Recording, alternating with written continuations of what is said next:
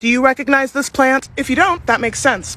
Its connection to menstruation and reproductive health has had it vilified in the Western world for the last 200 years. This is mugwort, Artemisia vulgaris, also called the Queen of Changes, also called the Queen of Herbs. Recognizable by its lacy leaves, the silvery undersides, and its sagey smell. Now, mugwort is still a popular flavoring agent, herb, tea, vegetable in China, Japan, and Korea, but the Western world does not take kindly to plants that have to do with repro health. It's also known for causing lucid dreams for some people. I'm one of those people, but usually only if it's my first time having it or working with it in a long time. In light of recent news, I'm really worried that people are going to start turning to our friends like mugwort or parsley or carrots to try and deal with a healthcare issue that our government has decided it needs to stick its face into. The party that was so gung-ho about medical freedom this time a year ago suddenly has decided, no, it's not that important under the guise of religion, Christianity specifically,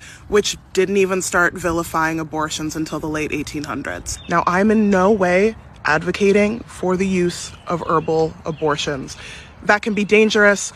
It's very easy to, one, have it not work, or two, to get incredibly sick from them. But I also want people to acknowledge that making abortions illegal will not make fewer abortions happen. People with the means will travel to where it is legal, and a lot of those lawmakers have the means to travel to where it's legal, should they or someone in their family need that type of healthcare. But also, people who don't have the means to go to where it's legal will still try and find a way. All it means is that abortions are going to be less safe. This is mugwort green tea, prepared in the traditional Chinese way, as taught to me by my friend Shell. When that tea is done pan drying, I will drink it, and I will hope that I dream of a world in which my body and all other bodies in this country that are capable of giving birth are no longer a battleground. Because we're not battlegrounds, we're people.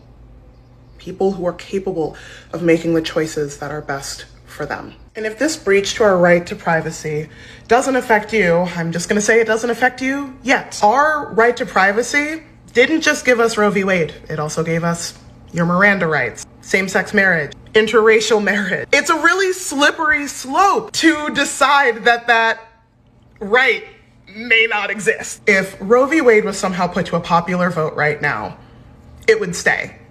Only about 30% of the United States actually wants to do away with it. It makes me unfathomably angry that this very loud minority is getting to make this decision for all of us. And it should make you angry too. Time to fight the good fight. Cheers.